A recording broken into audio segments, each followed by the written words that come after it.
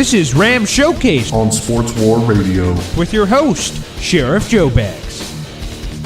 But let's take a look at the Vikings at the Rams matchup. This is the second primetime game for the Rams in the 2018 season, which is a great year for the Rams to get a couple of primetime games. Of course, this is not the last one. I know the Chiefs game's a Monday night. We got a Sunday night coming up, so we're getting some primetime games, which is pretty cool. Because we went a lot of years where we wouldn't really get any. Maybe we'd get the Thursday game, but that was about it.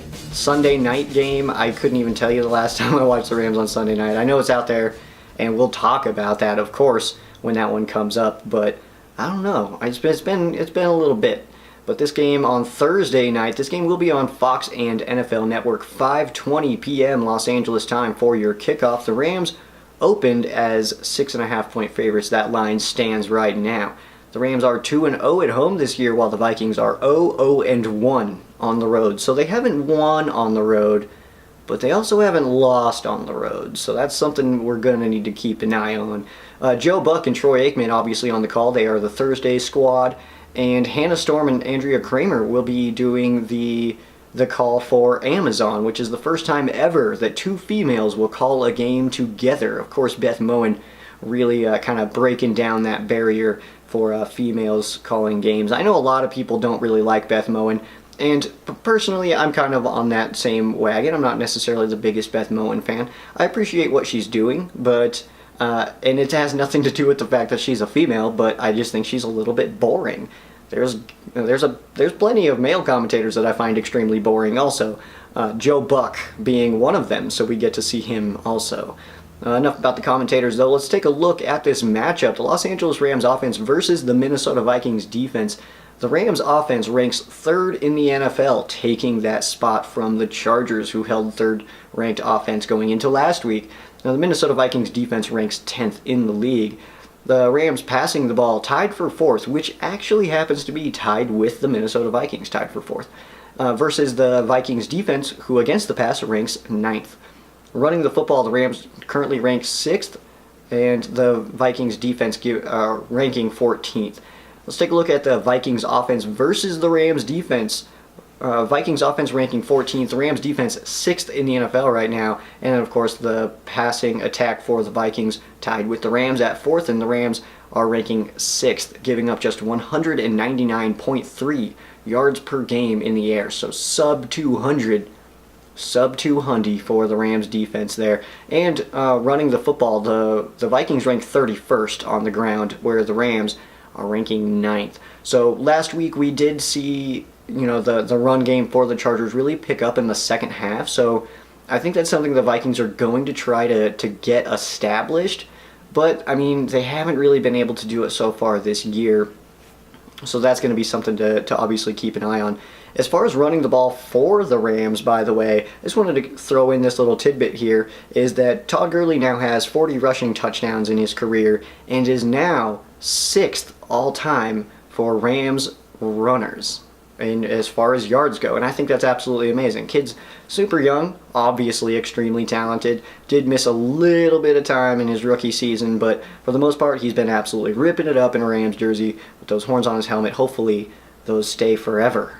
Hopefully, he's never wearing a different uniform. There's nothing that makes me cringe a little bit, like too much, than just like seeing Isaac Bruce in a 49ers uniform, or seeing Torrey Holt in a Patriots uniform, Orlando Pace and the Bears, and I'm sure most of you guys have a lot more of those, but me being born in 1991, those were the guys that I really kind of grew up watching as a Rams fan, so to see them in other uniforms, and those were like such classic guys for the Rams, it was just super hard to watch. Let's take a look at the matchups to watch during this game. We got Kirk Cousins versus the Rams' depleted secondary.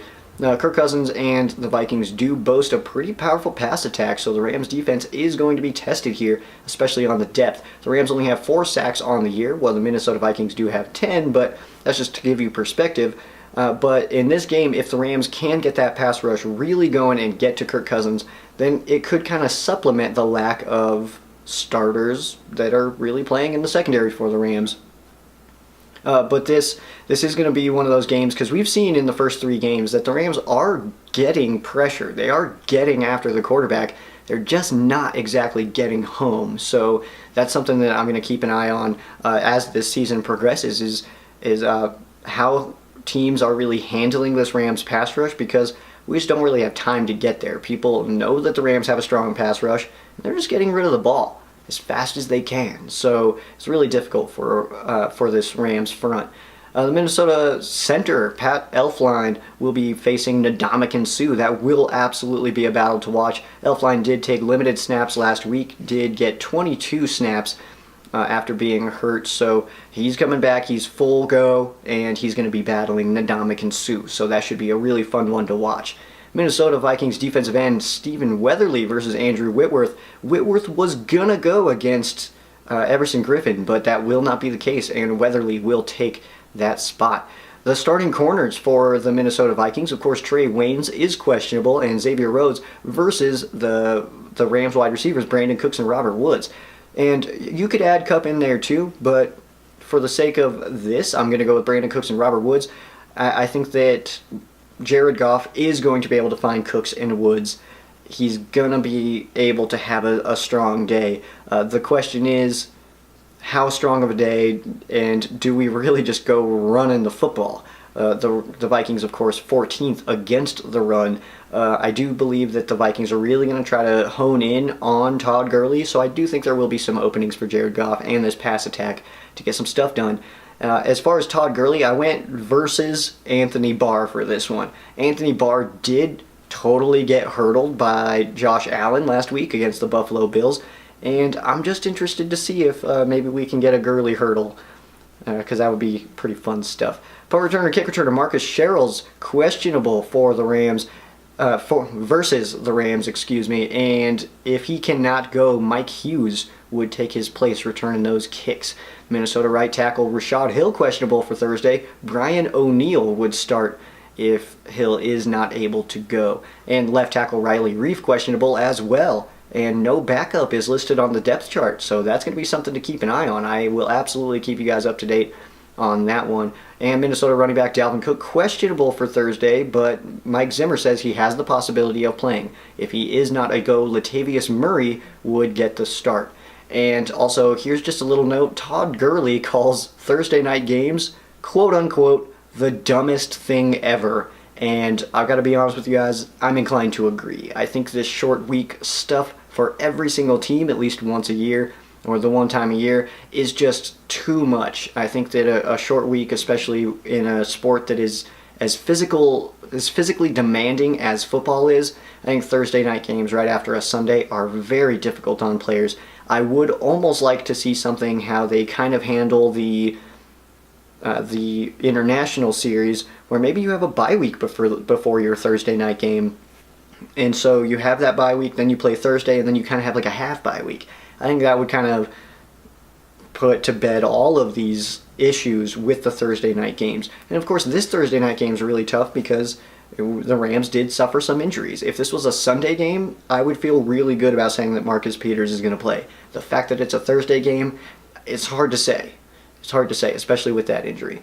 The history of this matchup, we have the Vikings lead the all-time series 27-16-2. So the Rams do not have a chance to pull that lead of the all-time series in this game. The Rams have lost 5 straight versus the Vikings. The Rams' most recent win was on December 31st of 2006 in Minnesota. The Rams did win that one 41-21. The most recent game between these two was just last year on November 19th. The Vikings did win that one 24-7. And this is the game that makes me feel like this Rams offense and Sean McVay are going to be up for this game.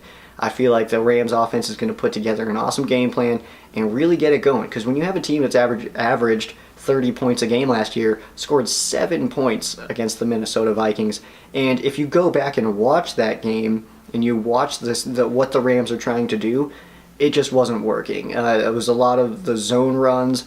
The Vikings were just absolutely crushing those, but the trap runs were working, but the Rams only called 3 of them. So I feel like Sean McVay is just going to be way more prepared going into this matchup than last year's matchup.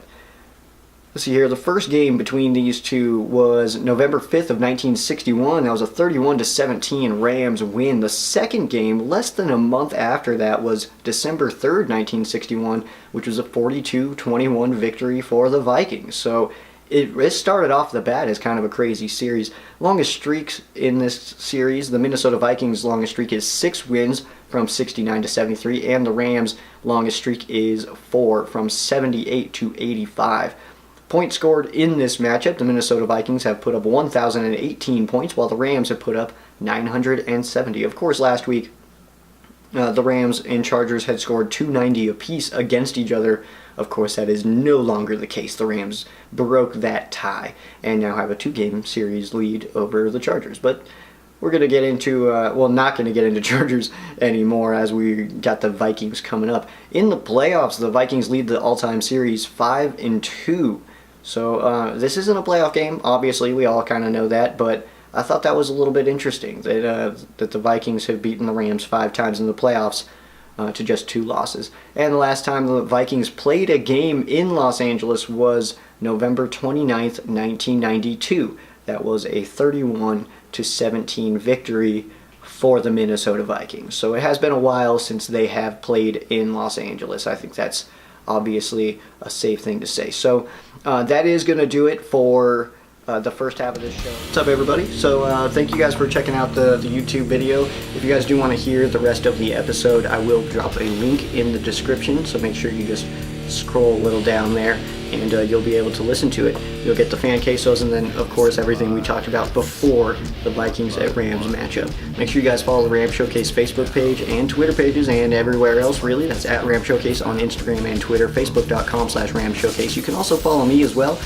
My name is Joe Branham, but I go by Sheriff Joe Bags, at Sheriff Joe Bags on Instagram and Twitter, facebook.com/Sheriff Joe Bags. I'll put my personal profile, a link in the description of the show also, so you guys can just add me as a friend.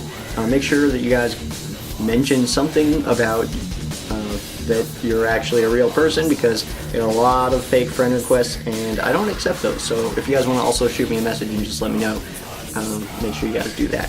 And also, for the latest Ram Showcase videos, make sure you guys subscribe and get that little notification. Click that little bell also, and then every time I upload, you'll be the first to know. So make sure you guys do that as well. Thanks for checking it out, guys.